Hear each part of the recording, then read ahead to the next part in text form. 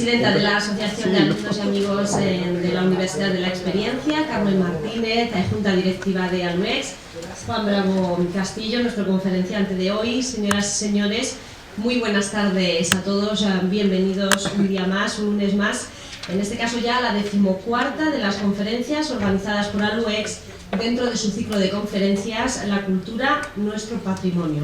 Si hace un par de semanas hablábamos de la gran riqueza temática que ofrece este ciclo de conferencias, con conferencias que abordan pues casi todos los temas en los que pensemos, temas de salud, temas de ciencia, también de cultura, de arte.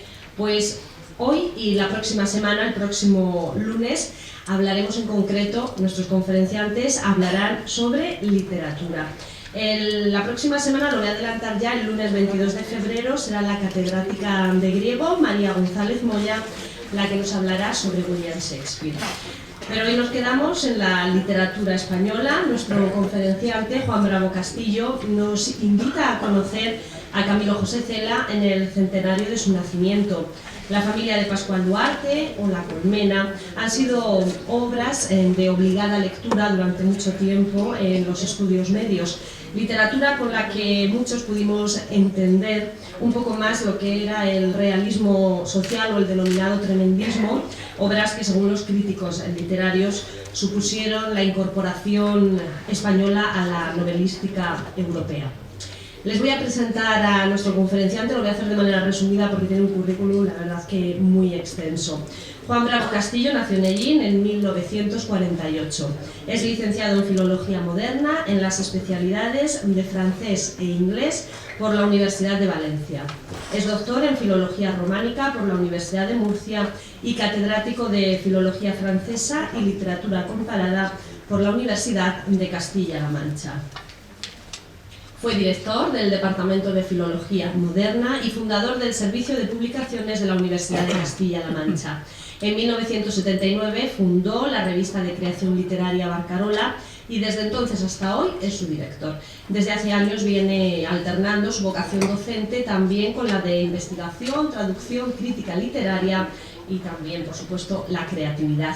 Como docente ha ejercido como catedrático en la Universidad Laboral de Albacete, también en la Escuela Universitaria de Magisterio de Albacete y como catedrático de Universidad en la Facultad de Letras de Ciudad Real y posteriormente aquí en la Facultad de Humanidades. Como crítico es coautor con Javier del Prado y María Dolores Picazo del libro Autobiografía y Modernidad Literaria y autor de la monografía Jean-Paul Sartre.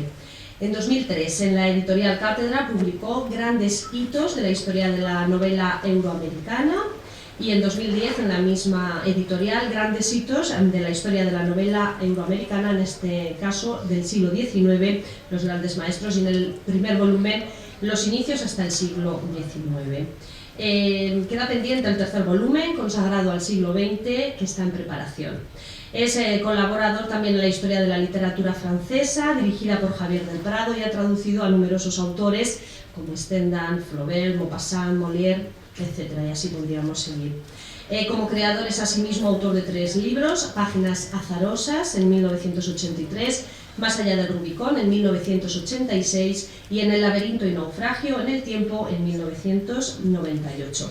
Ha publicado estudios críticos en diversas revistas como Barcarola, Quimera, Cuadernos Hispanoamericanos y también en los diarios El País, La Verdad y La Tribuna de Albacete, diario este último en el que viene colaborando asiduamente desde 1996 como columnista.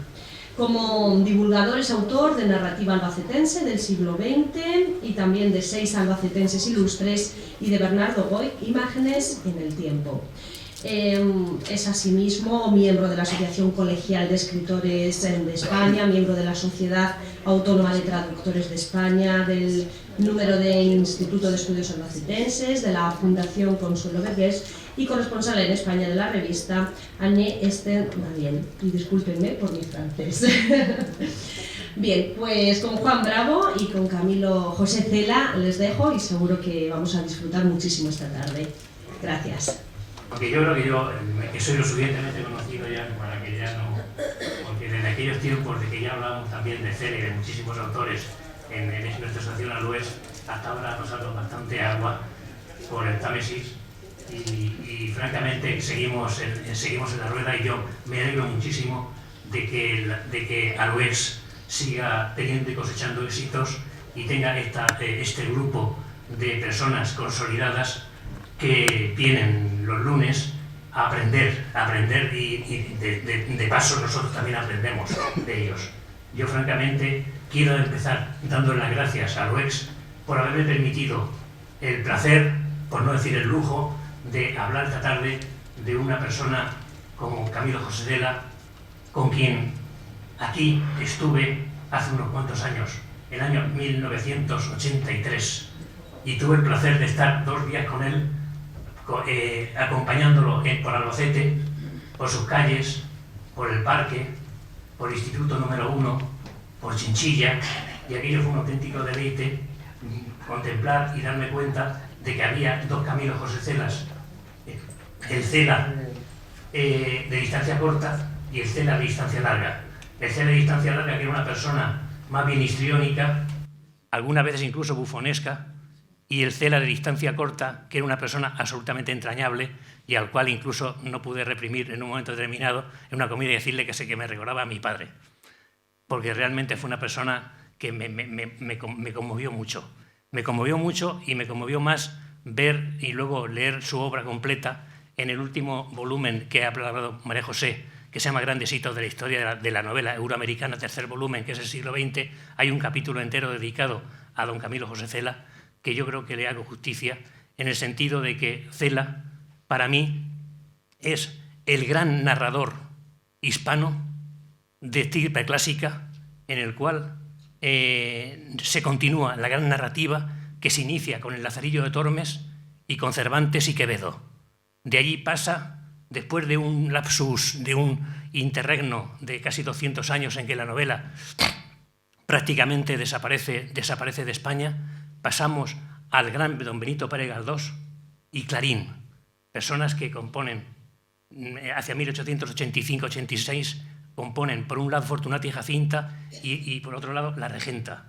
Después, en una tercera generación que podemos llamar, entraríamos en la generación del 98, donde encontramos a Pío Baroja y, por supuesto, sin olvidar al famoso Marqués de Bradomín, al histriónico también Valle Inclán.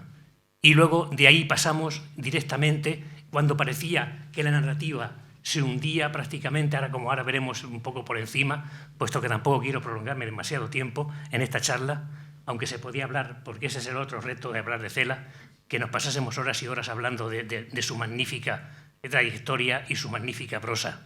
Y de ahí pasaremos a esa última generación que ha dado gente como, por ejemplo, Camilo José Cela, Martín Santos, autor de no nos olvidemos del célebre Tiempo de Silencio, y de allí dicen los expertos, aun cuando esto sí que es bastante discutible, que el heredero tradicional de esta gente, aparte de Delibes, que también habría que contar con él, sobre todo el caso de Juan Benet. Juan Benet, que está atravesando ahora mismo, después de su fallecimiento hace unos 15 años, está pasando por un momento difícil, porque precisamente por culpa de que era un autor de una dificultad grande a la hora de leerlo. Entonces, hoy en día, en que nos encontramos con que la gente le gusta leer cosas fáciles, cosas que no tengan demasiadas complicaciones, pues la narrativa de Juan Benet tiene unas ciertas complicaciones. Entonces, estamos ante la gran tradición hispánica, Yo volveré ahora a lo de la gran tradición, pero debo decir que para mí hablar de Cela es un desafío. Esta mañana precisamente a un periodista hablando con él le decía eso, que me resulta una responsabilidad muy grande, puesto que muchas veces hablando con gente dice voy a hablar de Cela y la gente sonríe. Y dice, bueno, oye, que no voy a hablar de Tip ni de Cole, voy a hablar de un gran escritor. Pero bueno, cada cual muchas veces tiene que llevar un poco la cruz que le va pesando a lo largo del tiempo, pero sin embargo yo creo que hay un momento en que persona como Cela, que tuvo defensores y detractores como pocas personas que yo he visto en España, quizás porque él decía que el pecado más grande de los españoles es la envidia, pecado capital, decía él, pero también decía lo mismo, que el que resiste y el que aguanta, al final se sale con la suya, como así le pasó. Al final, el gran disgusto que se llevaron sus detractores fue cuando en el año 1989, de golpe y porrazo, le dan el Premio Nobel de Literatura. Nadie se lo esperaba, era una cosa absolutamente increíble que a Cela, incluso hubo gente como Cabrera Infante que decía que era un insulto para el Premio Nobel haberle dado el Premio Nobel a Cela, pero sin embargo ahí está, y después incluso si tengo tiempo leeré un pequeño fragmento de por qué la Real Academia Sueca le concede el Premio Nobel, por la calidad excelente de su prosa. Y porque supo sacar a la literatura española en un momento difícil, en un momento de coyuntura terrible, sacarla a la luz y ponerla un poco en marcha después de lo que había ocurrido. Digo entonces que estamos ante la gran literatura, ante la gran literatura y la literatura clásica, porque curiosamente quería decir algo, ¿no? De los autores que yo he citado ahora mismo, si ustedes un poco nos vamos adentrando, digo, es que resulta que Cervantes, ni Pío Baroja, ni el propio Cela no eran literatos de profesión, se hicieron literatos más tarde, pero en un principio eran personas que no se pensaban dedicar a la literatura. Y sin embargo, de la noche a la mañana empezaron a dedicarse a la literatura. ¿Y con qué forma? ¿Y de qué manera? Cervantes fue yo creo que si hubiera triunfado en lo que él pretendía, no habría llegado a escribir prácticamente, y menos aún novela. El caso de Pío Baroja era médico.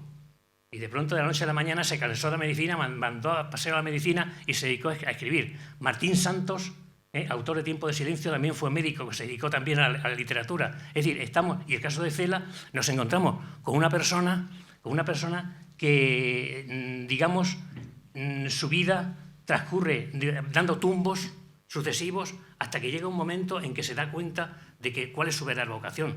Pero los tumbos de Cela son para tenerlos en cuenta. Quiero, antes de entrarme un poco en su vida y en su obra, de hablar un poquito de la coyuntura en la que aparece la figura de Camilo José Cela. Aparece en una coyuntura histórica terrible. Dice José María Albor, que es uno de los grandes críticos literarios españoles, que la literatura española, con la guerra civil, a resulta de la guerra civil, fue como un galeón que se quedó encallado y que no sabía por dónde salir. ¿Por qué encallado? Pues sencillamente porque la literatura, habíamos tenido hasta entonces una figura que había sido un poco el buque enseña, y ese buque era Pío Baroja. Pío Baroja se encuentra en esos momentos ya en su declive. Ha tenido momentos tremendos, ha tenido que escaparse, ha sobrevivido de una forma casi milagrosa, porque en la noche famosa en que lo pillan al lado de Cestona, lo pillan los falangistas, están a punto también de dar cuenta de él, como hicieron con otras personalidades. Y entonces él sobrevivió, de verdad, un milagro, cogió tal pánico que justo es decir que huyó hacia el Colegio de España en París, y allí se pasó 3 años y luego vino ya de incógnito, y a fin de cuentas él nunca se encontró bien en el extranjero y terminó volviendo otra vez a España. Pero digamos que el momento especial que ocurre entonces es que la mayoría de los escritores que tienen algún predicamento en aquella época, por ejemplo, Barea, por ejemplo, Francisco Ayala, por ejemplo, pues, Rosa Chacel, muchos de ellos la mayoría tienen que emigrar al extranjero. Emigran al extranjero porque aquí tienen muy poco que hacer, y ellos, fieles a su ideario y a sus ideas republicanas, se marchan al extranjero. Se quedan muy pocos escritores, entre ellos, ya digo, Pío Baroja, también se queda Azorín, aunque Azorín nunca lo podemos considerar que sea novelista stricto sensu, pero digamos que todos estos escritores que se van quedando en España se encuentran con un panorama absolutamente anodino, absolutamente mortecino, en el sentido de que bueno, pues sí, se hacen muchos juegos florales, de alguna forma se intenta potenciar, pero hay un cuchillo tremendo que está actuando sobre ellos, que es la censura. La censura, que ya veremos también cómo actuó de una forma implacable, por mucho que se diga, contra Camilo José Cela. De tal manera que hacia 1940, 39-40, pues nos encontramos con un panorama absolutamente desolador. Hay premios literarios, por supuesto, pero los premios literarios, por lo general, son premios que están concedidos de antemano o simplemente sirven para glorificar a personas significadas del régimen, pero prácticamente pues eso no sirve nada más que para perpetuar un estado de inercia que en la literatura no sirve para nada. Y esa es la coyuntura. En fin, por supuesto, hay una gran se lee muy poco. El propio Cela lo dice, se lee poquísimo.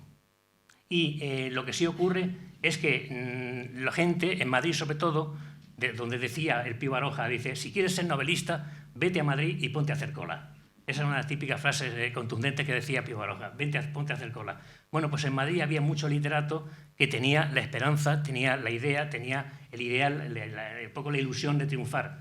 Y entonces se juntaban en las tertulias como la que hubo aquí en Albacete, en la cafetería Milán. Pues en Madrid habían tertulias de alto rango, estaba la de los jóvenes, que era el Café Gijón, que era el momento donde que vive Cela, donde prácticamente se convierte en uno de los habituales. Luego estaban las tertulias más serias, que imperaba José María de Cosillo, por ejemplo, las tertulias del Lion d'Or, las tertulias del Lion también, las tertulias del Europeo, las tertulias del Comercial. Precisamente el Comercial va a ser, cerca de la glorieta de Bilbao, va a ser donde Cela se va a inspirar a la hora de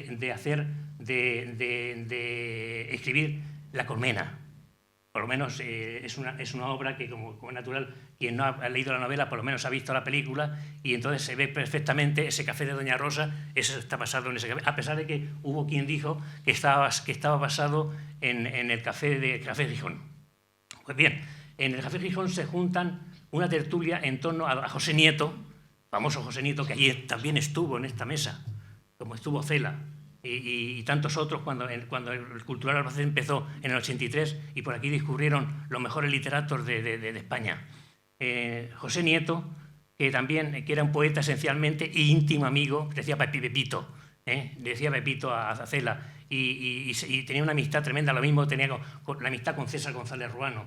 Decíamos que era el grupo de los íntimos. Entonces este grupo se juntaba en el Gijón, y allí pues, se creó un grupo que se llama Juventud Creadora. Era un grupo esencialmente poético, por eso Cela, aunque Cela no nos olvidemos que también empezó escribiendo poesía, y tiene también dentro de su altísima producción y variadísima producción 2 libros de poesía también, del que escritos al principio. Perdón.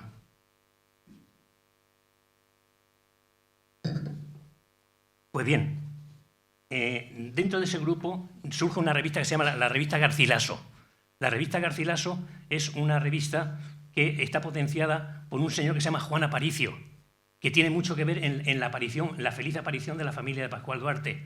Juan Aparicio, que era un censor, pero que le encargó el Ministerio de Cultura, el Ministerio de Educación le encargó que hubiese un cierto aperturismo y que se intentase un poco equiparar las letras españolas un poco a las letras europeas, porque no nos engañemos también una cosa. En el momento que he dicho, que he olvidado decirlo, en el momento en que Rosa Chacel, Barea, Mas Aub y tantos otros salen al extranjero, es el momento cumbre que en Europa se está haciendo la gran revolución novelística.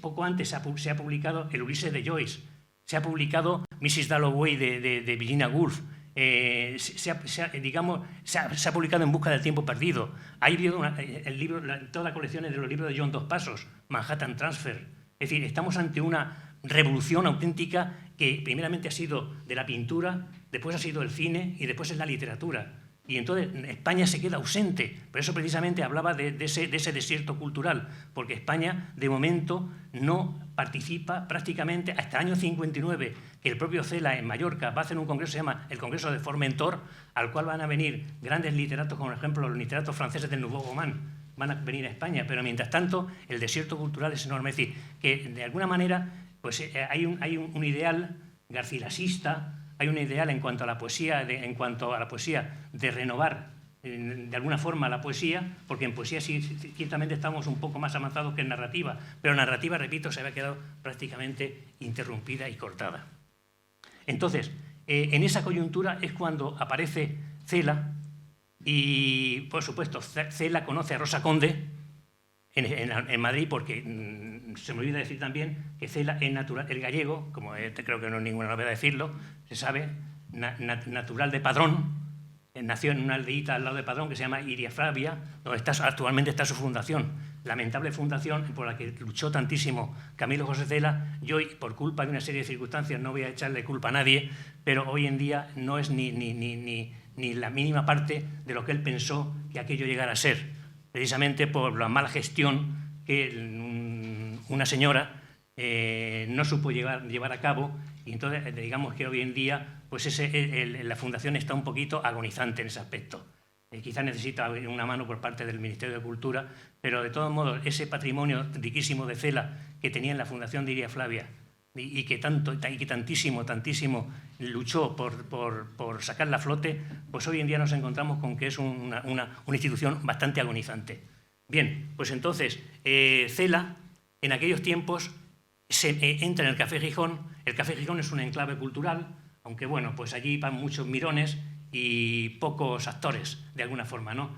Pero allí cada cual tiene sus ilusiones, tiene sus que cada cual lee su poema y de alguna forma todo el mundo. Y ocurre en el Café Gijón un poquito, valga la anécdota, porque tampoco quiero entrar porque podríamos hacer también una charla de Cela sobre el anecdotario, el riquísimo anecdotario y tan gracioso que algunos, pero estamos hablando intentando situar a Cela dentro de lo que he dicho, dentro del gran literato que había en él. Pues bien, la gente cuando entraba al Café Gijón decía el propio, le contaba Cela a un íntimo amigo suyo que se llama Mariano Tudela, que tiene un libro precioso sobre Cela, y decía, la gente cuando íbamos al Gijón sabíamos cuando entramos a las 2:30, pero no sabíamos quién iba a pagar el café con leche que íbamos a tomarnos cuando salíamos a las 8. Dice, y si ponías muchas veces a toda la gente que estaba en el Café Gijón, las hubieras puesto boca abajo, posiblemente no te habrían salido más de 200 o 300 pesetas. O sea, hasta el punto la gente estaba absolutamente colgada a la hora de ir allí. Entonces, lo vemos en La Colmena, cuando vemos el café de Doña Rosa, como allí el que más y el que menos pues se dedica a intentar que alguien le pague el café porque no tiene para sobrevivir, ¿no? Entonces, bueno, pues eso, allí es donde él empieza, porque había tenido dos momentos importantes en su vida, y era cómo surgió la vocación de Cela. Porque no voy a contar su vida, porque sobre todo la parte primera, repito, que su padre era contable de aduanas, y entonces profesión que él de alguna forma estuvo a punto de seguir también en un momento determinado cuando vio que no lograba meter cabeza en nada, y se vino a Madrid. Luego se vino a Madrid la familia, y en Madrid prácticamente transcurre la práctica vida de Cela, exceptuando la época en que se marcha a Mallorca, el gran descubrimiento suyo. Es un momento importante. Pero este gallego que llega a Madrid y que de pronto empieza a sentir la vocación la había sentido de una forma curiosamente, y eso yo creo que no lo sabe mucha gente. Primeramente había asistido en la universidad, había asistido a las clases de Derecho, había asistido a las clases de Medicina, nada le satisfacía. En medicina llegó incluso a tener 3 cursos de medicina. Pero le resulta que de pronto llega un día y no se llegó a matricular, parece ser, en Filosofía y Letras, pero sí fue a las clases de Pedro Salinas. Y Pedro Salinas le resultó un descubrimiento absolutamente fascinante.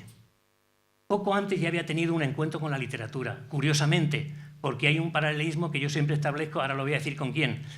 Cuando tiene a los 15 años, Cela nace en el año 1816, justo es decir que el centenario se va a producir el día 11 de mayo de este año. O sea que estamos muy cerquita de que se produzca ya, todavía no es.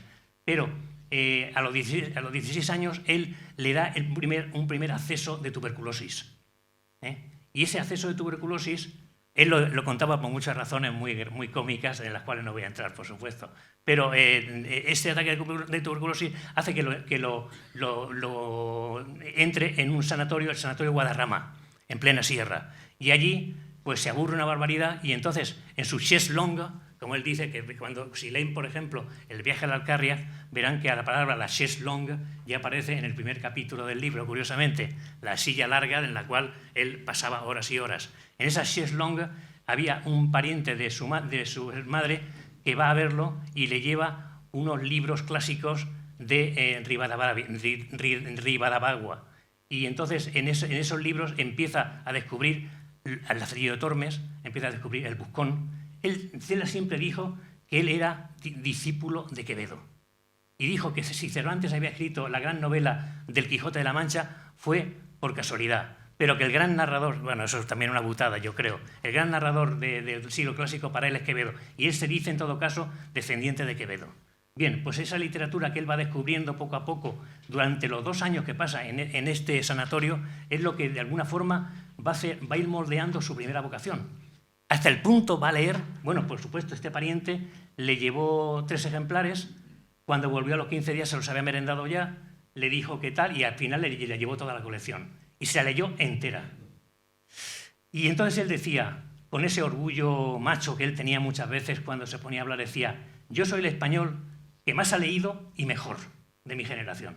El que más ha leído y mejor.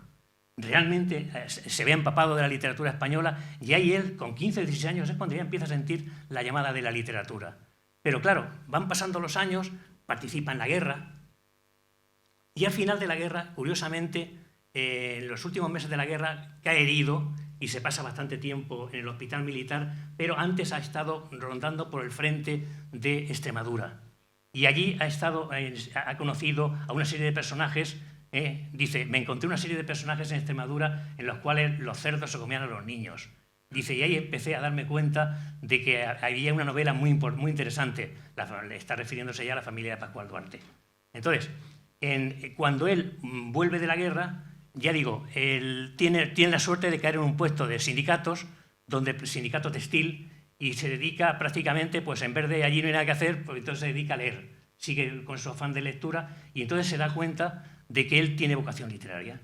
Y entonces escribe la familia de Pascual Duarte. Va diciéndole a sus compañeros que está escribiendo una novela muy interesante, no le dice el título para no gafarla, pero esa novela es la que, de alguna manera, se va a hacer factible muy poco después. Él la termina de escribir y se la deja leer al doctor Marañón, que fue uno de los grandes valedores.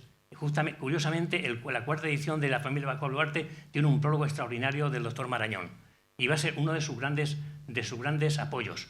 Y le va a decir, esto también se lo dejó también a Cosío. Y le dijo, esta novela hay que publicarla. ¿Pero quién publicaba la novela? Si nadie publicaba nada. Y entonces fue de una editorial a otra, y por supuesto cuando veían, por eso le dije, ha dicho María José, que trataba de la literatura tremendista. Eso estaba hecho con muy mala leche, lo de tremendismo. Es decir, crear una literatura tremendista. ¿Por qué? Porque mueren muchos personajes. Sin embargo, yo creo que estaba hecho en plan ofensivo. Lo que pasa es que al final, hasta el propio Cela, la corriente tremendista terminó por asumirla. Pero a él nunca le gustó lo del tremendismo. Era el realismo en la línea prácticamente del Lazarillo. Y entonces, claro, lo que más impactaba de la familia de Pascual Duarte, lo que más impactaba era la calidad de su prosa. Cómo estaba escrita, qué contundencia, qué manera de un libro que nada más empezar dice lo siguiente.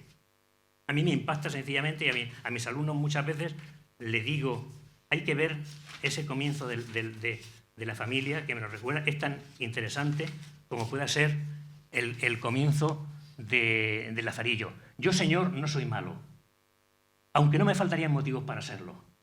Los mismos cueros tenemos todos los mortales al nacer, y sin embargo, cuando vamos creciendo, el destino se complace en variarnos como si fuéramos de cera, y en destinarnos por sendas diferentes al mismo fin, la muerte. Hay hombres a quienes se les ordena marchar por el camino de las flores, y hombres a quienes se les manda tirar por el camino de los cardos y de las chumberas. Aquellos gozan de un mirar sereno y el aroma de su felicidad sonríen con la cara del inocente. Estos otros sufren del sol violento de la llanura y arrugan el ceño como las alimañas, por defenderse. Hay mucha diferencia entre adornarse las carnes con arrebol y colonia y hacerlo con tatuajes que después nadie ha de borrar ya. Claro, lo que se podía aducir a este tipo de forma de escribir, ¿cómo es posible que un señor delincuente que ha cometido, que es una persona prácticamente iletrada, cómo es posible que escriba de esta manera? Ah, amigo, ese es uno de los grandes problemas que ocurre en la literatura muchas veces, ¿no? Pero también se podía haber atribuido este mismo problema, esta misma cuestión, esta misma objeción a Lazarillo de Tormes. Yo, Lázaro de Tormes, hijo de una prostituta y de un molinero, nacido en el río Tormes, ¿qué manera de escribir? Ahí está la cosa, pero estos son los trucos de la literatura, 100%, pero eso a fin de cuentas. Pero lo cierto es que el lector se encuentra con un libro que está escrito de una forma diferente a los demás. Cuando, por ejemplo, dice, un poco más adelante, dice, por detrás del corral, también me parece un fragmento antológico, pasaba un regato, a veces medio seco y nunca lleno, cochino y maloliente como tropa de gitanos, y en el que podían cogerse unas anguilas hermosas, como yo algunas veces y por matar el tiempo me entretenía en hacer.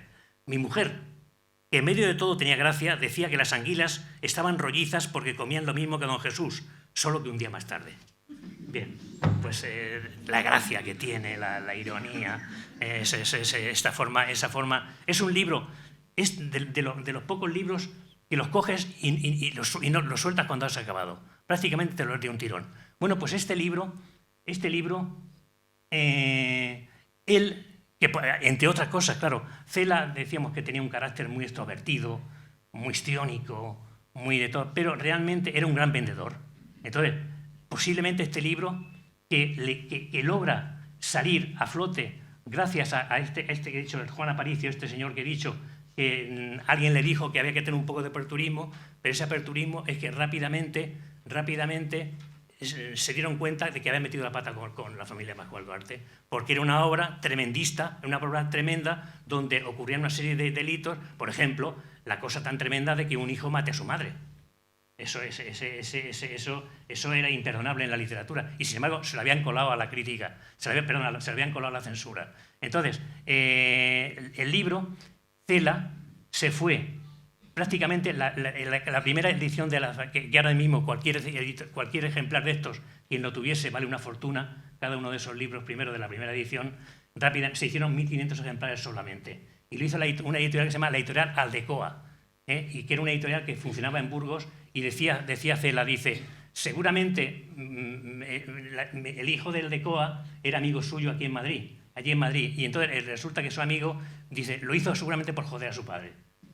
Bueno, esa es la fórmula de hablar desde Cela, pero posiblemente tuviera un poco de razón. Lo cierto es que el libro no solamente se vendió yo creo que muy poco. Lo que pasa es que Cela se quedó con decenas y decenas de ejemplares y se iba a los cafés literarios de Madrid y allí lo dedicaba. Otros lo mandaba por correo. En fin, se gastó una fortuna. Es decir, ahí demostró el gran genio que llevaba dentro como vendedor.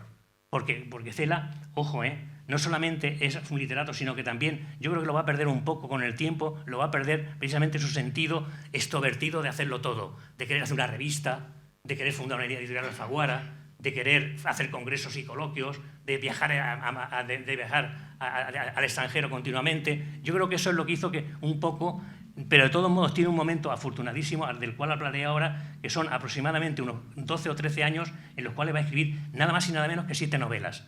De las 11 o 12 que prácticamente escribió, porque no quiero incluir la famosa Cruz de San Andrés, porque mejor no hablar de esa obra, porque esa obra, no sé si será un plagio o no, pero mejor, creo, la crítica la deja un poco a un lado, la que consiguió el Premio Planeta con ella. Pues bien, digamos que la familia Pascual Duarte constituye un hito desde muy pronto, pero gracias a que él empieza a moverlo. Pero hay un par de individuos, porque eso, cuando aquí Cela, hay que decir que fue acusado de censor. Y yo digo, ¿cómo es posible que Cela fuese censor si le pasó lo que le pasó? Cuando llegó la tercera edición de la familia de Pascual Duarte, resulta que hay un señor que se llama Tomás Cerro y otro se llama Pedro Rocamora, que son los responsables, uno de la sección de propaganda del Ministerio y otro del responsable de prensa. Y un día este aquí que Tomás Cerro le dice a Rocamora, querido Rocamora, he tenido un pequeño incidente en censura con motivo de una novela de don Camilo José Cela titulada La familia de Pascual Duarte, que en su 4ª edición lleva un prólogo del doctor Marañón. Me figuro que esta novela se ha publicado con la debida autorización. Por si te es de alguna utilidad te diré que el protagonista describe el adulterio de su madre y el de su propia mujer, la vida de prostitución de su hermana, la escena en que viola a una chica de su pueblo y sobre la tumba en que acaba de ser enterrado su hermano, fruto adulterino de los amores de su madre antes aludidos. Y todo lo hace con tal brutal crudeza, que sinceramente te confieso que por mi parte lo considero en absoluto intolerable. Si necesitas la novela, la tengo a tu disposición. Por cierto, me costó 40 pesetas. Y respuesta de Pedro Rocamora al respecto, a Tomás Cerro. Querido Tomás, contesta tu carta del 11 del Corriente sobre la novela de Camilo José Cela titulada La familia de Pascual Duarte. Y ahora se despacha bien. Dice, Camilo José Cela me parece un hombre anormal. Tengo la satisfacción de haberle suspendido en Derecho Civil. Su novela me la leí el otro día a la vuelta de Barcelona en las 2 horas que duró el viaje en avión. Después de llegar a mi casa me sentí enfermo y con un malestar físico inexplicable. Mi familia lo atribuía al avión, pero estoy convencido de que tenía la culpa Cela. Realmente es una novela que predispone inevitablemente a la náusea. Esta novela fue autorizada antes de llegar yo aquí. La única novela que ha intentado publicar el genial señor Cela, siendo yo director general, ha tenido la enorme satisfacción de prohibírsela. He tenido la enorme satisfacción de prohibírsela. Creo que en Peñas y Cafés enseña alegremente la hoja de censura en que consta esta prohibición. Eso era cierto. La Cela iba presumiendo de que le habían tirado la novela. Inefables documentos, dice el autor. Sin ser, sino justamente todo lo contrario. Dos notables ejercicios de género epistolar nos permiten recordar cómo eran aquellos tiempos y a qué clase de individuos se recurría como responsable de la vida cultural. No es de extrañar que la vida cultural estuviese como estaba con estos. Y estos personajes uno de ellos era catedrático. Uno, Cerro, como denunciador de propuestos de presuntos desafueros. Otro, Rocamora, cuya producción humana quedaba reflejada en esas satisfacciones que sentía al suspender en la cátedra y prohibir en la censura.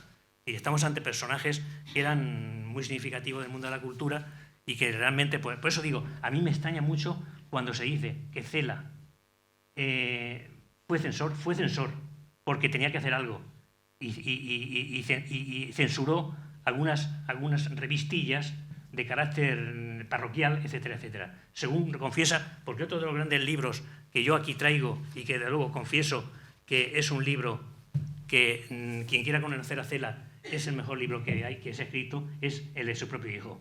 No sé cuántas ediciones lleva. Se llama Cela, mi padre. Es un libro que nació justamente, que salió a la luz justamente el año en que a Cela le dieron el Nobel y bueno, se han agotado las ediciones, pero cuenta cosas graciosísimas y es de una exquisitez absolutamente increíble, ¿eh? Y la verdad es que lo recomiendo vivamente. Pues bien, entonces, repito, en el año 41 sale el libro, en el año 42 lo logra publicar, en el año 42 empiezan a salir ediciones y su celebridad prácticamente se hace notar muy rápidamente. Cuidado también, tengamos en cuenta que el empujón que hace Cela de su libro hace que en el año 45 ya el único premio que realmente está haciendo algo por la labor cultural en España, que es el premio Nadal, en el año 45, Nada de Carmen Laforet también constituye un gran hito literario. Y en el año 47, La sombra del ciprés alargada, de Miguel Delibes. También estas dos personas, Carmen Laforet no tuvo una trayectoria literaria muy amplia, muy larga, pero Delibes también lo tuvo, hasta el punto de que muchas veces decía Cela, un poco juntándose con su querido e íntimo amigo Torrente Ballester, porque por culpa de Torrente Ballester a Cela no le dieron el Cervantes hasta el año, me parece que fue los 95, creo que fue, pues decía, qué casualidad que la literatura va cambiando, van saliendo buenos nombres. Bien, es verdad que también la culpa un poco fue la muerte de Martín Santos en aquel lamentable accidente de coche que hizo que uno de los grandes valores de la literatura española se quedase cercenado. Pero siempre van cambiando las generaciones y siempre estamos Miguel Delibes, Cela y Torrente Ballester. Parecía que era el trípode continuo en que la literatura española se movía y se movió durante más de casi 50 años. Pues bien, decía que hay un momento en que hay, desde el año 42, en que aparece la familia de Pascual Duarte, al año 55, en que aparece La Catira, aparecen 7 novelas. 7 novelas. Va a ser un momento de producción, porque claro, yo estoy centrándome en las novelas, pero no estoy hablando tampoco de los continuos relatos cortos a los cuales Cela recurría, y cosa que era muy frecuente en la literatura, porque un relato corto siempre te lo pagaban rápidamente en alguna revista o en alguna publicación. Entonces no entro en los relatos cortos porque la obra de Cela es enorme, es inconmensurable. Hablo de novelas. Desde entonces escribe, en el año 42 La familia de Pascual Duarte, en el año 44 Pabellón de reposo, inspirada directamente en que, también se me ha olvidado decir que en el año 41, un poco antes, el famoso año 41, aquí hay personas que me imagino que todavía, por no habrán oído hablar de ese año, el año 41 fue llamado el año del hambre, y la gente que caía de tuberculosis morían como moscas, decían. Pues bien, Cela recayó. Curiosamente tenía entonces 30 y muy pocos años. Y recae de nuevo, es trasladado también a un sanatorio, internado en un sanatorio, el Sanatorio Hoyo de Manzanares, y allí decían los compañeros que no sale. O sea, estuvo a punto de morir por segunda vez. Bueno, la primera vez que estuvo a punto de morir resulta de la herida de la guerra. Después, por la cuestión de tuberculosis, y luego otra enfermedad muy grave que tuvo poco antes de que le dieran el premio Nobel. Pero que a fin de cuentas este fue el momento en que parece que lo salvó Dios, porque todo parecía que indicaba que no iba a sobrevivir a esta segunda experiencia de tuberculosis. Entonces escribe Pabellón de Reposo acordándose de esa segunda experiencia. Son 7 personajes en los cuales cada uno de una forma muy íntima. Es decir, hemos pasado de un personaje principal en el Pascual Duarte a 7 personajes en Pabellón de Reposo. Año 44 también publica otro libro que tenía más o menos, lo tenía pergeñado, y es Las nuevas andanzas y desventuras del Lazarillo de Tormes. Es quizá el libro que menos se lea de Camilo José Cela. Después, en el año 47, empieza a hacer algo que hacían los de la generación del 98. Pío Baroja, por ejemplo, lo hizo muy a menudo, y era coger un día, echarse Macuto al hombro y salir pitando y buscando y recorriendo España. Y se hizo el viaje a la Alcarria. El viaje a la Alcarria es uno de los libros más, para mí, más entrañables, más geniales, como libro de viajes. Después se hizo también desde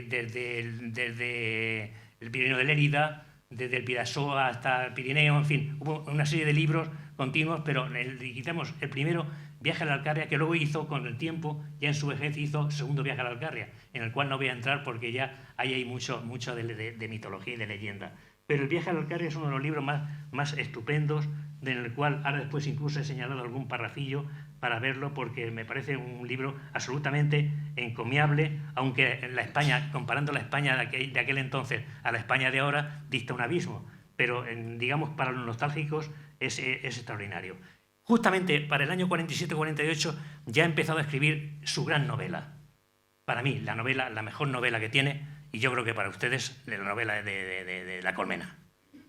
Pero esta novela, él tuvo que pasarla de Caín para que se la publicaran. Nadie se la quería publicar porque para entonces no solamente había entrado ya en la lista negra de la censura, sino que era un personaje muy mal visto. Él hacía algunas emisiones en Radio Nacional, con lo cual ganaba algún dinero, en el diario Arriba, hacía algunas colaboraciones, y gracias a eso iba tirando, pero lo estaba pasando muy mal, muy mal. Entonces, de pronto, se acuerda de que existe la posibilidad de publicar en el extranjero, y lo manda a Argentina, y en Argentina el general Perón solamente le impone que corte algunas cosas que le parecen un poco indecentes, pero gracias a eso aparece La Colmena. Tengamos en cuenta que La Colmena la había escrito 5 veces, la escribió 5 veces, y su mujer, Rosa Conde, fue testigo de esa, que es una cosa parecida a lo que pasó con Tolstói con Guerra y Paz, que la escribió algo así como 7 o 8 veces, con la particularidad de que Guerra y Paz era como 3 veces la Colmena, ¿no? Pero realmente nos encontramos con un problema que él tiene muy fuerte con la censura, y al final logra salirse con la suya. Una vez más se hace efectiva su dogma de que resiste y el que aguanta triunfa, y así y logró triunfar. Cuando empiezan a pulular ejemplares por Madrid de La Colmena, que los ha mandado la editorial MC de Buenos Aires, Rocamora y Cerro entran en cólera, montan en cólera contra él, y no solamente, hasta le quitan el carnet de periodista. Le quitaron el carnet de periodista, lo dejaron sin trabajar en la radio, lo dejaron sin poder escribir en el diario Arriba, que era del régimen, como ya ustedes saben, con lo cual él la pasó muy mal, muy mal. Pero él tuvo la gran satisfacción de ver que esta novela coral maravillosa, con 300 personajes, pues claro, decimos, bueno, es que claro, los que nos dedicamos a la literatura, hombre, es que hay que tener en cuenta que La Colmena está basada un poco, por lo menos la estructura está hecha dentro de la línea de Manhattan Transfer, la famosa novela de John Dos Passos, que era la historia de Nueva York, es decir, una historia parecida. Toda la novela Río que se venía haciendo en Francia, es decir, que no era tan original. Por eso digo que para mí, la gran novela original de Cela, dentro de la gran tradición hispánica, es La familia Pascual Duarte. La Colmena, a pesar de su genialidad, lo mismo que San Camilo 36, que la va a escribir unos años después, son novelas de tipo coral, de tipo multipersonaje, pero que son experiencias que nos dan pues yo creo que ahora mismo, si queremos saber cómo era en Madrid después de la guerra, de los años 39, 40 y 41, La Colmena nos da una visión absolutamente magnífica, increíble. Bien es verdad que, como dice, todo tiene truco. Decía, si se ponen ustedes a leer La Colmena, a lo mejor no se han dado cuenta de que no sale ni un cura, ni un militar, ni un falangista, curiosamente. O sea, que Cela era listo lo suficiente para decir, si los meto, me voy a meter en más problemas todavía. Y no aparece estos estamentos no aparecen reflejados en la Colmena. Pero sí aparece prácticamente el resto. El resto sobre todo la gente humilde, la gente de clase media, la gente cuando doña Rosa tiene allí una serie de camareros y le dice: rojo, rojo de mierda, te voy a mandar, te voy a denunciar. Es decir la palabra rojo era significar de que te podían delatar y al día siguiente ibas directamente a la cárcel. Entonces, ese libro que maneja unos 300 personajes, Caballero Bonal, que no sabrán ustedes porque también nuestro querido amigo Antonio Benedito, compañero mío de aquí de Albacete y que actualmente está enfermo y colabora con nosotros en la revista Barcarola, Antonio Benedito, cuando se marchó de Albacete, que trabajaba en el Banco de Bilbao, se marchó y estuvo con Cela ya en el momento siguiente, que yo voy a decir que es cuando descubre en Mallorca, y estuvo con él no como secretario, pero sí ayudándole. Pero de los secretarios que tuvo Cela, el más significativo fue José Manuel Caballero Bonal, que actualmente es quizá el hombre más importante de la poesía española actual.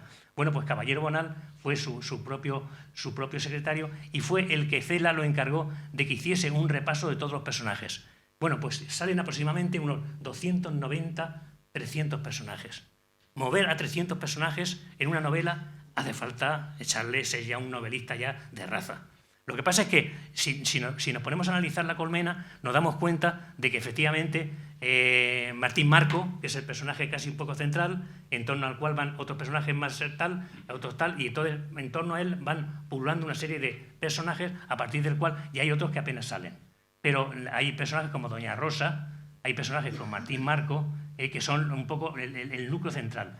Y también, digamos, la coordenada espacial funciona de maravilla en sentido de que el café de Doña Rosa, que he dicho que es el café comercial de la Glorieta de Bilbao, pues ese café es un poco el eje en torno al cual se articula la novela.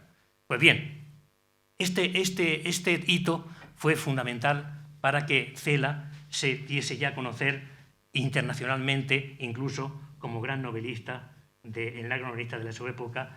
Y fíjense que sale el año 51, que ya no solamente ha aparecido La familia Pascual Duarte, ha aparecido también Nada, ha aparecido La sombra del ciprés alargada, aún no ha aparecido todavía Tiempo de silencio, va a faltar todavía algún tiempo para que eso ocurra, pero después, curiosamente, a partir del año 51, estoy en el año 51, que es cuando aparece La Colmena, de pronto Cela descubre también que hay un mundo en el cual se puede ganar un poquito la vida. Y es que se va a un congreso a Chile, en aquellos aviones destartalados que no sabían ni uno cómo lograba llegar desde Madrid a Chile, y en Chile empieza a tener contacto con personas que lo van apoyando, y entonces él se plantea seriamente dejar España. Se plantea dejar España. En el año 53, publica otro libro que se llama Mrs. Caldwell habla con su hijo. También obra que, digamos, hoy en día está publicada en Destino, es una obra un poco menor. Y después ocurre un acontecimiento muy importante. En el año 53, 2 años después del viaje de Chile, él se va a hacer otro viaje a las Américas. Y entonces dice, en el año 53 escribe su hijo, precisamente en el libro que estoy aquí diciendo, ¿no? Era mi padre. En el mes de mayo de 1953, mi padre cruzó el Atlántico a bordo de un avión de hélice, con 100 pesetas en el bolsillo y un divieso en la nalga izquierda. 4 o 5 meses después volvió de América millonario y con el culo lleno de forúnculos para toda la vida. Tales eran las posibilidades que le brindaba por aquel entonces los indianos. Bien, ¿qué había pasado? Pues pasó una cosa muy sencilla, que fue, ahí demuestra una vez más que Cela era muy listo. No solamente era un gran escritor, sino que era un tipo muy listo. Entonces, ocurre que al llegar, primeramente se fue a Ecuador, después se va a Colombia, y en Venezuela hay un señor que es el dictador Pérez Jiménez. Este dictador Pérez Jiménez está intentando, con su ministro del Interior, Laureano Valenilla, está intentando hacer una especie de lavado de cara de cómo está el país. Y entonces sacan, no se sabe ni cómo ni cuándo, sacaron 3 millones de pesetas al contado de lo que valía en España para que un autor escribiese un libro sobre Venezuela. Entonces, a ese libro, cuando llegó Cela, rápidamente se enteró de que habían contado con Hemingway, ahí en nada, Hemingway, habían contado también con Albert Camus, pero él al final consiguió que se lo dieran a él. Con lo cual, cuando se presentó, por eso dice el hijo que vino, que había hecho unas pesetillas, ¿no? Que precisamente cuando él se fue a celebrarlo con su señora y con Caballero Bonal a un cabaret de Madrid, pues se armó la tremolina porque armó una de las suyas. Y solamente baste esta de las muchas cosas que podía contar de Cela, ¿no? Que había un espectáculo allí nocturno, se fueron a comer una buena paella con la mujer, digo, y con el secretario. Y al llegar al cabaret, pues vieron que había un señor, el legionario, haciendo de marica. Y entonces, pues, el Cela, pues, con su brutalidad tal, le dijo maricón. Y a continuación empezaron a volar las sillas y aquello fue una cosa tremenda, ¿no? Una pelea tremenda y al final terminaron todos en comisaría, incluida la señora, aunque dice la señora que ella nunca entró. Me refiero a Rosa Conde, no la que después. Rosa Conde, porque ella llevaba medias de cristal y no quería que se la rompiesen. Pero lo cierto es que aquello fue un escándalo auténtico y entonces los condenaron a pagar 20.000 pesetas de aquel entonces, pero él dijo que él no tenía un duro y es más, le dijo al dueño del cabaret que cuidado con él porque era una persona que en la guerra le habían metido un montón de metralla en la cabeza y que podía hacer cualquier locura en cualquier momento. Al final se quedó prácticamente en nada, pero lo que sí ocurrió es que al final de aquella pelea, de pronto salieron y de pronto dice Cela que se echó mano detrás para parte del trasero y de pronto dice, noté algo, dice, ¿qué tengo aquí? Le habían pegado una cuchillada en el culo. Entonces, esa cuchillada en el culo fue lo que, juntamente con los diviesos estos de los que habla, él siempre tuvo no sé cuántas operaciones se tuvo que someter. Pero bien, pues estos son pequeñas anécdotas que de las muchísimas que jalonan toda la historia de Cela y que algunas son más graciosas que otras, él siempre decía que la mayoría de las cosas que contaban eran mentiras. Que las cosas que la gente continuamente inventaba, pero lo cierto es que había mucho, decir, la historia de Sirinac, en la cual no voy a entrar porque si no nos meteríamos en muy lejos. Hay una descripción muy curiosa que él hace también en esa época, en el año 53, dice, en la editorial Castalia de Valencia, cuando publica un librito que se llama Baraja de Invenciones, dice, aparece un breve prólogo autobiográfico en el que puede leerse. Esta es una de las pocas descripciones suyas, mido 1,80 de estatura, peso 81 kilogramos, calzo el 41 o el 42, si la horma es pequeña. Tengo 12 de presión arterial, mis ojos son castaños, con bellos reflejos verdes a la luz del atardecer. Mi pelo es a juego y como señas particulares puedo presentar 3 cicatrices en la cara. Una en el labio superior, otra en la barbilla y otra en la frente, citadas por orden cronológico. Un tiro en la ingle, la derecha por fortuna, y un metrallazo en el pecho, lo normal entre los que fuimos mozos del reemplazo del 37. O sea, que esta es una de las descripciones, como siempre, muy sintética, muy genial. Pues bien, entonces, fruto de esos 3 millones, luego tuvo que volver por parte del dinero, pero claro, Cela, con 3 millones de pesetas de aquel entonces, cambió por completo toda su trayectoria, se acabó las penurias, se acabaron las miserias y entonces empezó a vivir, entonces se fue de vacaciones porque él siempre se iba de vacaciones a la sierra, a Cercenilla, siempre por la sierra de Madrid, pero entonces se va por primera vez y tiene otro momento muy importante en su vida, que es el descubrimiento de Mallorca. El descubrimiento de Mallorca para él es fundamental. En Mallorca va a terminar haciéndose una casa, años más tarde, la Casa de la Bonanova, que va a ser un núcleo cultural de primer orden. Allí prácticamente va a ser vecino de Miró y realmente pues ahí va a llevar una vida. Lo que pasa es que, curiosamente, en el año 54 publica La Catira, obra siempre ha sido muy discutida porque ni les gustaron los venezolanos ni nos terminó de gustar a los españoles, porque hay mucho vocabulario que según se cuenta, es un vocabulario muy artificial. Pero lo cierto es que publica 7 libros en 14 años, lo cual da una idea del ritmo que este hombre llevaba de trabajo, juntamente con infinidad de relatos, repito, poemas, teatro, hacía de todo, ¿no? Y entonces, pero a partir del momento, luego en el año 59 escribe La Rosa, que es también un libro que es muy aconsejable porque en el cual cuenta cosas de su vida. Es su propia, al principio de su autobiografía, donde cuenta anécdotas muy graciosas. Y entonces, a partir de entonces, repito, es cuando Cela pasa a convertirse un poco en una persona muy pública. Es cuando empieza a fraguarse el mito de Cela. El mito de persona que quiere relacionarse con todo el mundo, el mito de la persona que siempre quiere estar en todas partes, el mito de la persona que es una especie de hombre controvertido, donde los amigos crecen a montones, porque tenía amigos por todas partes, pero también tenía enemigos muy terribles, ¿no? Se me ha olvidado decir también, cuando he hablado de La colmena, se me ha olvidado decir, para pasarme, que en La colmena, que es el libro, aquí lo tienen, pues aparte de los 300 personajes, pues tiene una variedad de tonalidades, tiene una variedad de discursos, una variedad de todo, que es impresionante.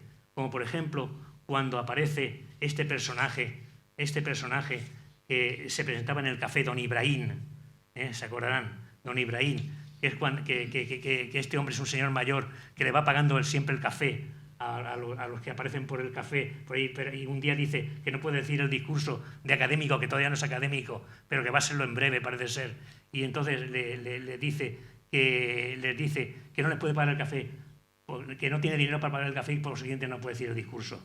Y entonces pues lo invitan a que todo lo diga. ¿Cómo admitir, como quiere el señor Clemente de Diego, que el usucapión sea el modo de adquirir derechos por el ejercicio de los mismos? Salta a la vista la escasa consistencia del argumento, señores académicos. Perdónseme la insistencia y permítaseme que vuelva una vez más a mi vieja invocación a la lógica. Nada sin ella es posible en el mundo de las ideas. Aquí seguramente habrá un murmullo de aprobación. ¿No es evidente, ilustre señado, que para usar algo hay que poseerlo?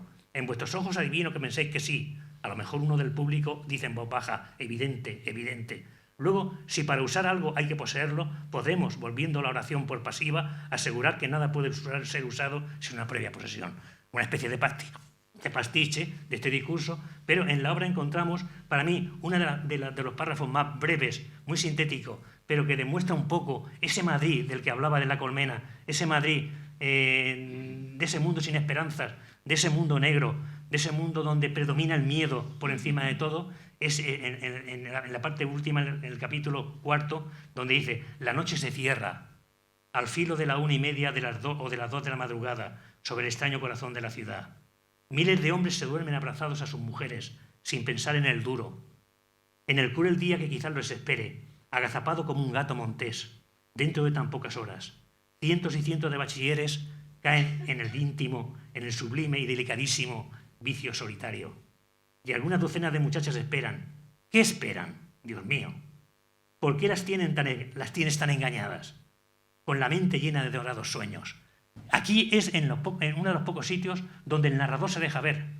Porque curiosamente en La colmena tenemos un narrador que es un narrador tipo cámara.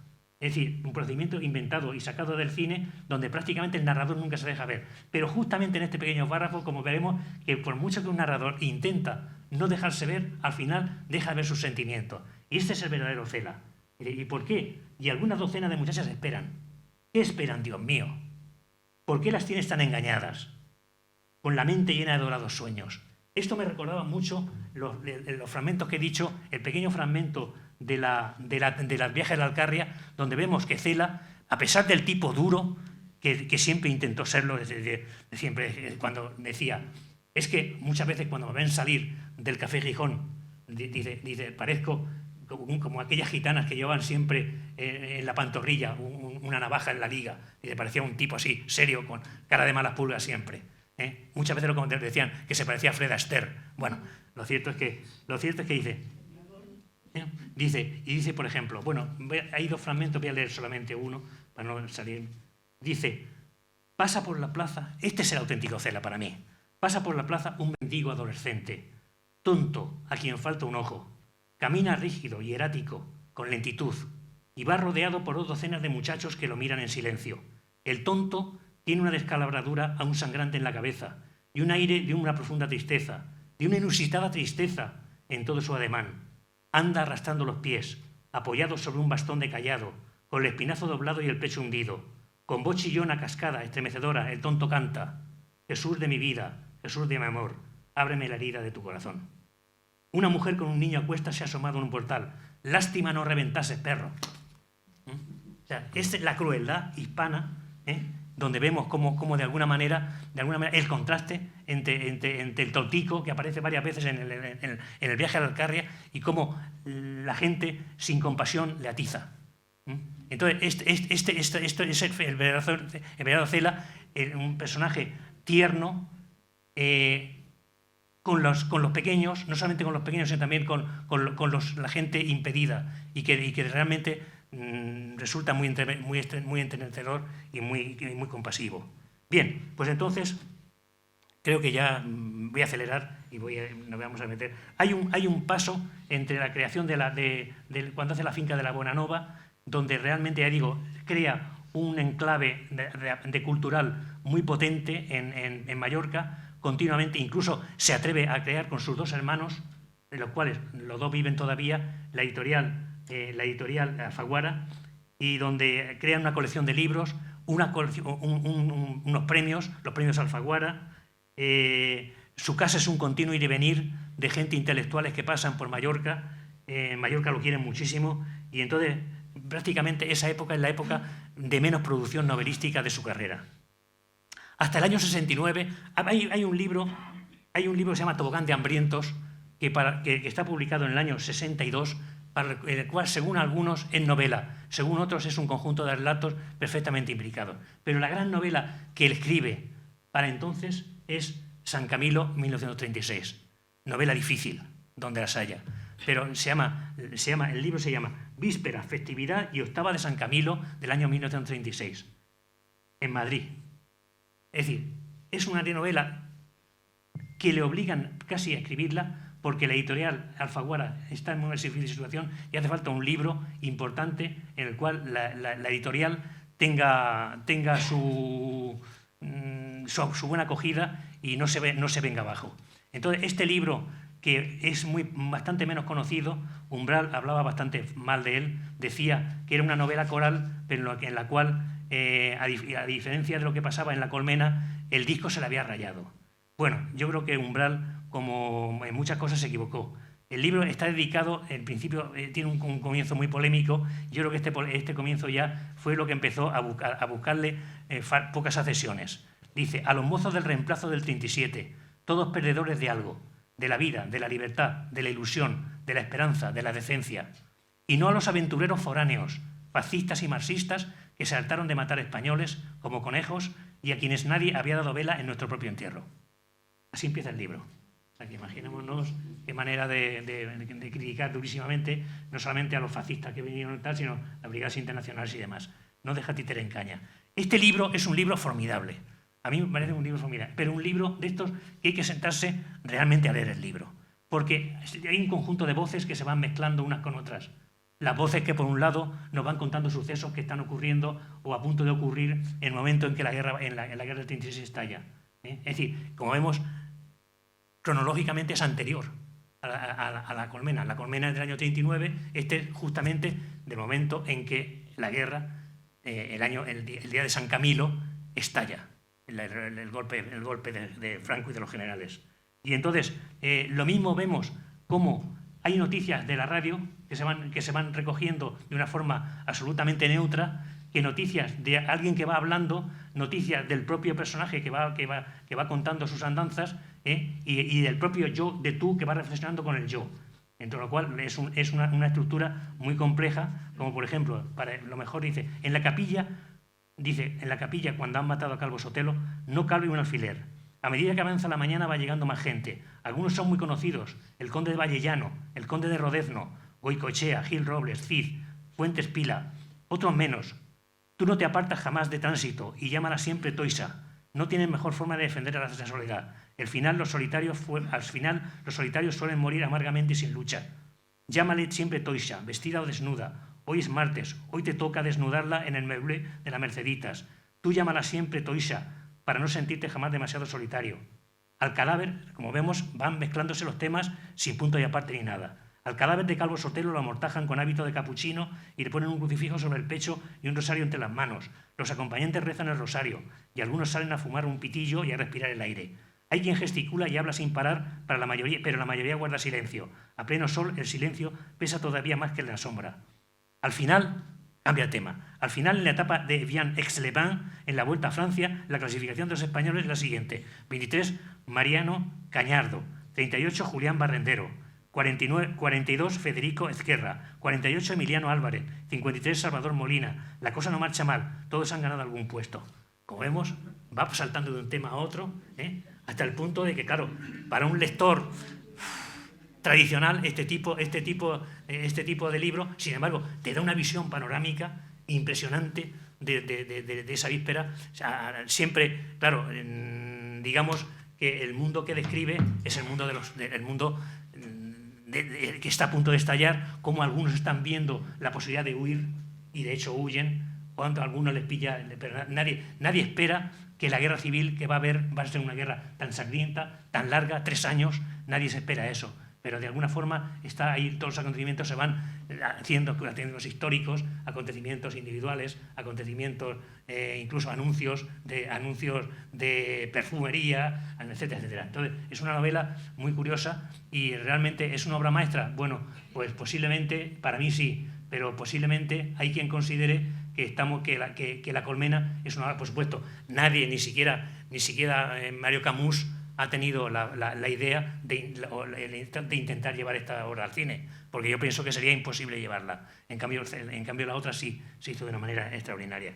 Pues bien, después, en el año 73 se publicó otra novela para la cual contaba, porque era muy gracioso, eso nos lo contaba aquí en Albacete, por ejemplo, porque se había hecho una especie de confesionario, todo lleno de paños negros, y allí se metía, donde él trabajaba allí 8 horas todos los días, decía con o sin inspiración. Y allí escribió esta obra extrañísima, es una de las obras más difíciles que escribió Cela, porque una de las cosas que curiosamente le acusaron a Cela en vida fue que se repetía.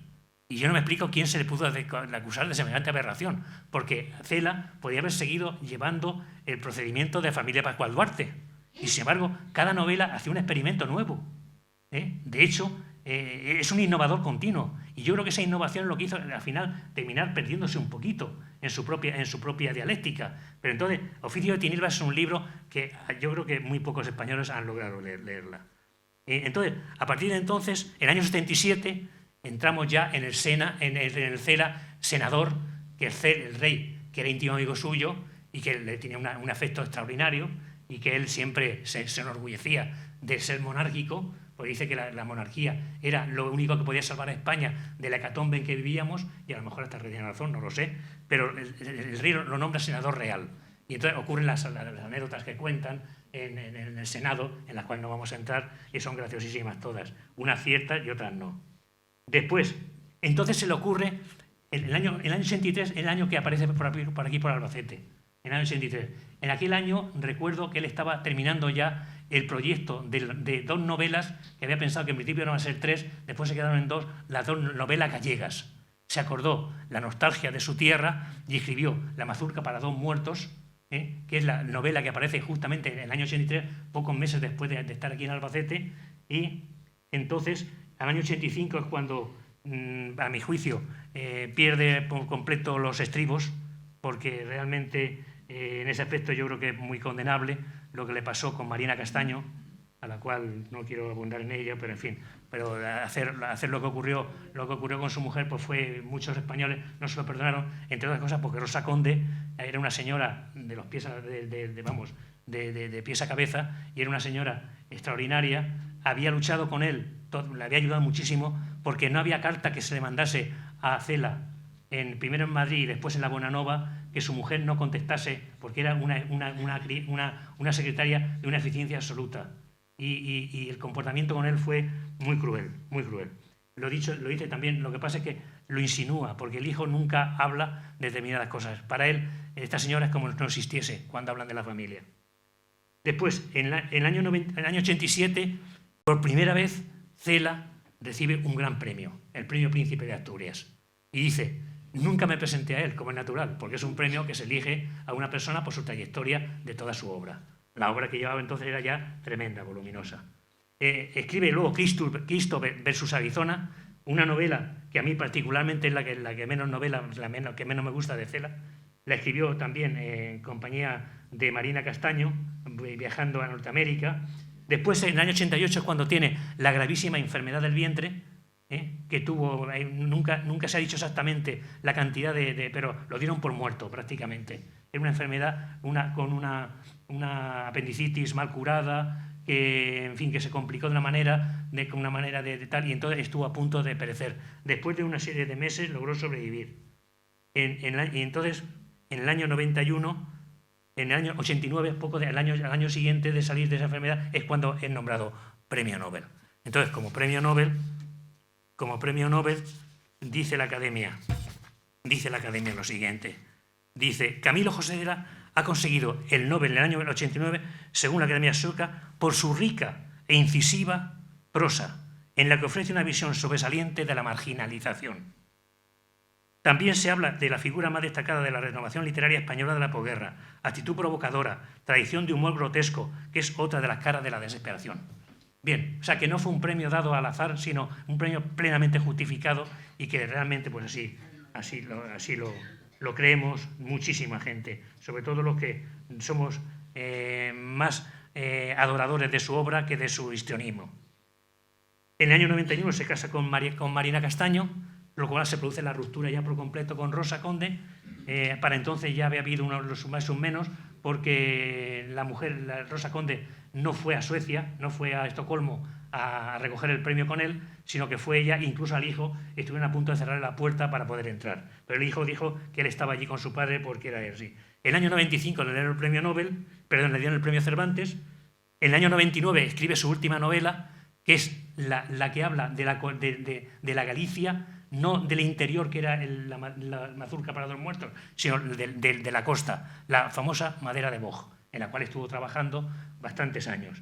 Y en el año 2002, el 17, justamente pasado mañana, hará 14 años de la muerte de Cela, y murió justamente el día 17 de febrero del año 2002. Entonces, bueno, una figura controvertida, una figura maravillosa, una figura, yo creo, un orgullo tener personas de este carácter, muy ruidoso en su trayectoria, pero a fin de cuentas yo quiero terminar esta intervención, que podía haber seguido mucho tiempo porque con Cela no se acabaría nunca, con un poema, no lo voy a leer todo, un poema que escribió su amigo García Nieto, Pepito, le dedicó, y que era un poco el poema que entre ellos se leían, porque decía mucho de sus sueños de gloria. Decía, ¿qué decirte aquí, ahora, cuando el cuello del cisne se alarga, se asoma, dibuja su latigazo de sombra de nuestra juventud creadora? Cuando creemos que acompañamos, Francisca Sánchez no está sola, bajo esta enorme piedra con musgos y con espinas, que es la gloria. Habla, canta, juega, retoza con tus palabras hasta que nos llegue la muerte, que es la gloria. Muchas gracias.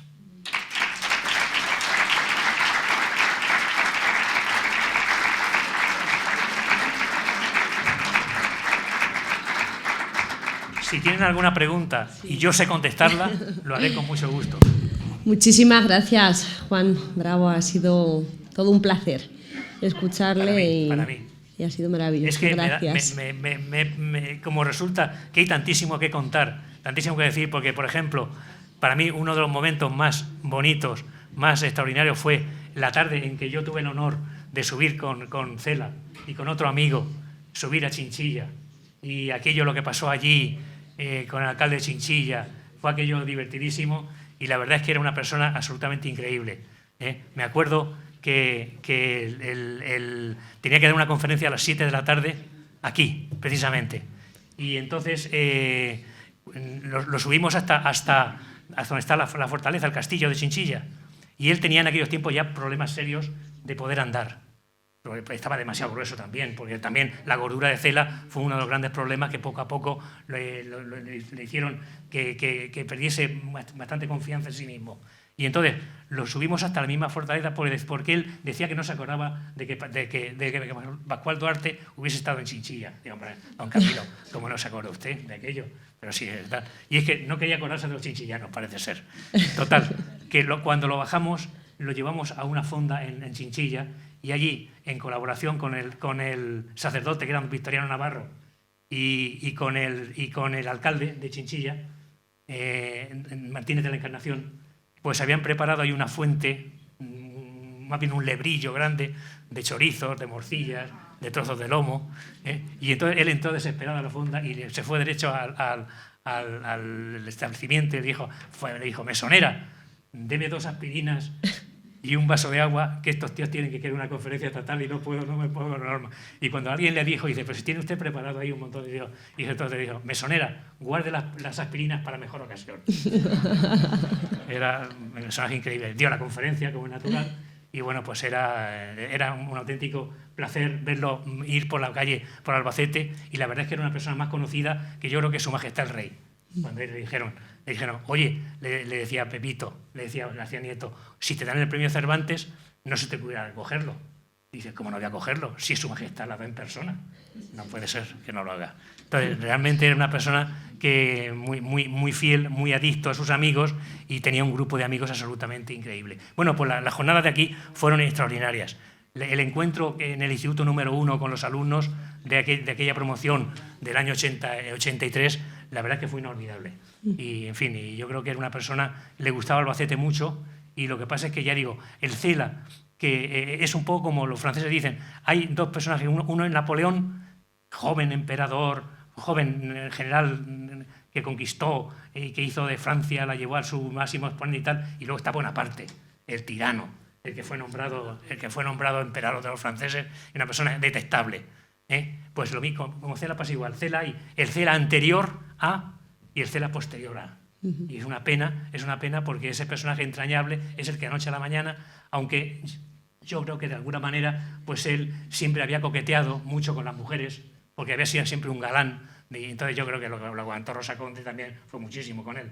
Pero era una persona que, bueno, pues igual que yo creo que en ese aspecto lo comparo a Francisco Rabal, a Paco Rabal. Que su mujer le perdonó todo absolutamente por la calidad de la persona que era. Y desde luego yo creo que Rosa Conde estuvo enamorada de Cela hasta el último momento de su vida, a pesar de lo canalla que se portó con ella al final. No sé si habéis alguna pregunta. Voy a bajar. Si quieren hacer alguna. Any question? Bueno, mientras tanto, yo sí que quiero hacer una, y precisamente hablando de esto último, al final de su conferencia sí que decías que era un personaje muy ruidoso y esto es así. Yo creo que le perjudicó, pero quizá como más conocedor de su vida y de su obra, ¿le benefició o le perjudicó? Yo creo que es difícil. Yo me imagino, si él se declaraba seguidor de Quevedo, Quevedo también tuvo amigos y enemigos terribles. Yo pienso. Entonces yo creo que Cela, de alguna manera, lo que pasa es que él creó su propio mito. Yo creo que creó su propio mito. ¿Que le perjudicó? Yo creo que no le perjudicó. Yo creo que no le perjudicó. Yo creo que vender libros vendió. Yo creo que lo que realmente le perjudicó a Cela no fue eso. Insisto, lo que creo que le perjudicó fue el meterse en tanto berenjenal. A partir del año 52, verse con dinero y meterse en la Bonanova, meterse en Mallorca. Y repito, de hecho, un ejemplo, por ejemplo, cuando él le da el premio Nobel, le dice a sus amigos, voy a tomarme un año sabático y voy a aceptar todo lo que me digan. Bueno, pues por Cela, conferencia va, conferencia viene, charla aquí, mesa redonda acá, homenaje tal, una calle que le ponían en tal pueblo y no sé qué, no sé cuántas, pues siempre. Entonces resulta que este hombre llegaba un momento en que pasó el año y le dijeron, pero bueno, no habéis dicho un año, ¿sabes? Sí, pero voy a tomarme otro. Y entonces resulta que prácticamente lo perdió su propia... Es decir, a pesar de que tiene una vocación tremenda y como escritor se dispersa demasiado. El Diccionario Secreto, por ejemplo, iba de filólogo algunas veces, la María Sabina, cuando esta obra de teatro musical que se estrena en Broadway con un éxito tremendo y luego llega aquí a España y le pegan la silbada más grande de toda su vida. Y lo cuenta su hijo con una gracia extraordinaria, insisto, en el libro de Cela, mi padre, como todo el teatro pitándole y él impasible y haciéndole inclinaciones a todo el mundo, diciendo, de acuerdo, acepto lo que me están ustedes haciendo. Ya no se le ocurrió escribir más teatro en su vida. Pero la verdad es que era un hombre que en ese aspecto, pues, y luego también el hecho también de intentar hacer un experimento narrativo con cada obra. Pues claro, por eso digo, la obra más pura es el Lazarillo. El Lazarillo, la familia de Pascual Duarte, porque sigue la estirpe del Lazarillo. Y las otras, sin embargo, él intenta leer todos estos experimentos narrativos que he dicho, empieza a leer a Joyce, empieza a leer a Dos Pasos, empieza a leer a La Generación Perdida, La Lost Generation de Hemingway, etc. Y entonces intenta innovar constantemente. Y Y claro, llega un momento en que el experimento narrativo le puede salir, como ocurre con San Camilo 36, que sea una novela en la cual, pues a lo mejor, de hacer una edición de 50.000 ejemplares, hacer una edición de 2.000 y cosas por el estilo. Pero yo creo que en ese aspecto los enemigos, por supuesto que muchas veces la calidad de los enemigos también era importante, pero él, la mayor parte de la intelectualidad española la tenía. Lo que pasa es que, por ejemplo, quienes no hablaban muy bien de él eran los hispanoamericanos, porque la narrativa hispanoamericana era muy distinta a la narrativa europea. Pero yo creo que en ese aspecto, el hecho de esos enemigos, que no eran enemigos, que eran gente que era adversario de alguna forma, adversario de la literatura, y no le perdonaban el éxito que tenía. Y por supuesto, porque claro, yo me acuerdo que cuando en el acto este, ya no hablo de cuando estuvo aquí, cuando en Albacete, cuando me voy al instituto con ellos, el instituto número 1 del parque, una mañana, y se juntan allí todos los estudiantes de Albacete, que no cabían en el salón de grados de allí del instituto número 1, y tuvieron que poner unas cámaras de televisión porque todo el mundo quería ver a Cela. Era un fenómeno. Lo que pasa es, claro, empezaban a preguntar unas tonterías que había que estar continuamente por aquello famoso de la zafra, que siempre decía lo mismo. Señor Cela, usted ha dicho en televisión, en el programa de Hermida, porque también el error de meterse en la televisión, en el programa de Hermida usted ha dicho que le pone una zafra y que se pone con el culo en pompa y le absorbe todo el agua. ¿Eso es cierto? La respuesta de Cela siempre, tráete la zafra y con el agua. Y no, ¿sabes? Claro, siempre hacía la misma. Entonces, claro, pues era absolutamente, era tremendo, ¿no? Pero bueno, de todos modos, era un fenómeno, fuera de sí. Y de hecho, muchas veces los periodistas le tenían pánico porque a los periodistas lo atosigaban tantísimo que muchas veces se los tenía que quitar, porque empezaban a preguntar unas sandeces y eso los literatos lo llevan muy mal. Muchísimas gracias. Veo que no hay ninguna pregunta más, así que muchas gracias. ¿Sí? ¿Dónde? Ah, pues mira que he mirado, pero no le he visto. Disculpe. Hola. En principio quería decir que estoy de acuerdo contigo en que para mí San Camilo o Camilo 1936 es para mí la que más me gustó de Cela, al mismo tiempo que la de Pascual Duarte. Pero quería hacerte una pregunta. La primera novela o autobiografía, que es La Rosa, ¿eso se puede encontrar? Se puede encontrar. Es que yo creo que estaba agotada y descatalogada. Y segundo, no has hablado de Memorias, Entendimientos y Voluntades. Esa es la segunda que escribió. La segunda, exactamente. Efectivamente. ¿No? Y ese sí lo tengo, pero quisiera tu comentario. Es del 92. La Rosa es la que yo no consigo encontrar. La que sí tengo es la segunda parte de las Memorias. Sí, Memorias, Entendimientos y Voluntades. Sientas en Iberlibro, seguro que la puedes encontrar. La Rosa, seguro que la puedes encontrar. En Destino, ¿sabes?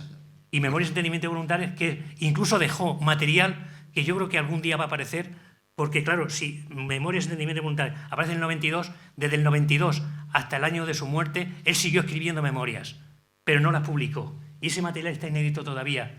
Y me imagino que ahora con el centenario, yo creo que van a aparecer muchos escritos inéditos de Cela y posiblemente uno sea de este. Lo que pasa es que yo creo que están manteniendo mucho, porque entramos en esa etapa terrible que digo. El tema, porque él se enamoró perdidamente de Marina, pero perdidamente, como un loco. Y entonces le absorbió por completo. Marina Castaño era una señora que era una periodista de Vigo, a la cual conoció muy poco después de estar aquí en Albacete, en el año 84.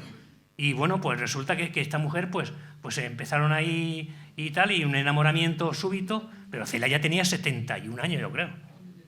Entonces, claro, pues resulta que, 69 añnes tenía. Entonces, bueno, pues, pero nadie podía creer que eso iba a ocurrir, pero bueno, lo estamos viendo también con Vargas Llosa. O sea, ¿qué voy a decir?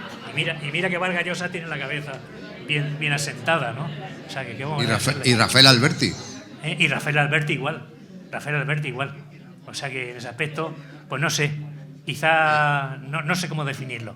Yo creo que fue muy injusto porque, repito, esta señora Rosa Conde, bueno, es una mujer, vamos, demostró, porque otra mujer, sin estar separado todavía, otra mujer de otro carácter habría dicho, a mi marido le dan el premio Nobel y yo me voy a Estocolmo con él. Y la armo allí aunque tenga... Y ella ni siquiera fue a Estocolmo. En cambio, el hijo sí. Entonces allí esta señora Marina Castaño estuvo con Cela y en el baile de gala, para arriba y para abajo, y sin embargo, pues la mujer se quedó aquí en España después de que ella, en ese premio Nobel, tuvo mucho que ver, porque le ayudó lo indecible. Le ayudó lo indecible. No, Juan, solamente preguntarte ya, la segunda parte de las memorias, ¿qué te parece? Memorias a lo que hay escrito hasta ahora. ¿Qué te parece? Literariamente, ¿qué te parece? ¿El qué? Memorias, Entendimiento y Voluntades. ¿Qué te parece como libro? A mí es que me encanta ese libro. Me parece extraordinario. ¿Cuál es tu opinión? Me parece extraordinario. Me parece extraordinario porque sí que lo que tocaba. Tenía una capacidad de deslumbramiento y una prosa que no sé cómo definirla, de una solidez. Esos dos fragmentos que he leído de la familia Pascual Duarte, ¿cómo es posible que un tío con 26 años te escriba una novela como La familia Pascual Duarte? Esa calidad de prosa que es dificilísimo. Que a mi juicio es dificilísimo escribir. Y como escritor, yo digo, bueno, joder, ya me gustaría escribir la mitad de lo que escribe este hombre.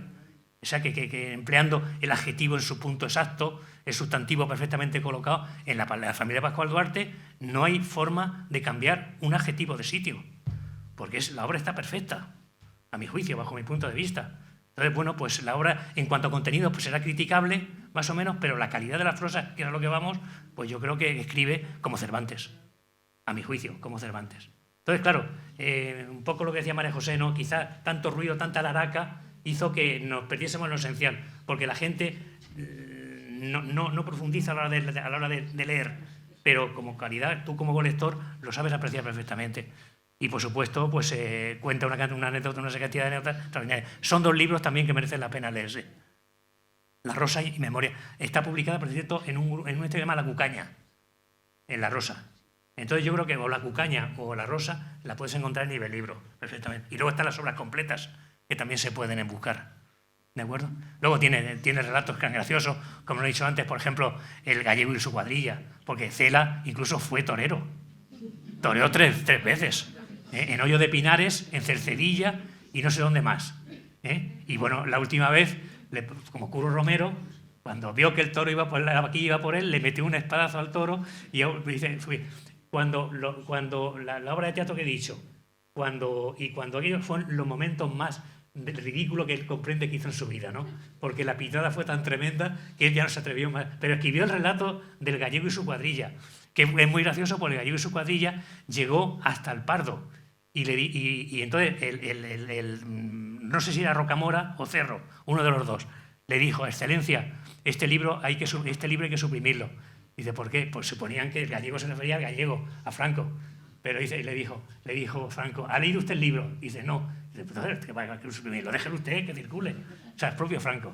O sea, que y Gallego y su cuadrilla es uno de los relatos más graciosos, habla de su vida como torero. O sea, lo que no hizo este hombre fue, yo creo, estar parado ningún día. Y luego, el viaje a la Alcarria es una auténtica... Bueno, vamos, a nosotros nos contaba fragmentos que él no añadió aquí en Albacete, nos contaba fragmentos del viaje a la Alcarria y aquello era para morirse de risa. Una cosa impresionante. En fin, era una persona que yo espero haberle rendido homenaje esta tarde aquí, un poco corriendo, porque realmente esto es para un curso monográfico, pero lo he hecho lo mejor que he podido y sobre todo rindiendo y sobre todo haciendo así que detrás del personaje histriónico y detrás del personaje ruidoso hay un autor como la copa de un pino, y eso los que hemos leído a Cela los podemos decir y atestiguar. Honor para la prosa hispánica.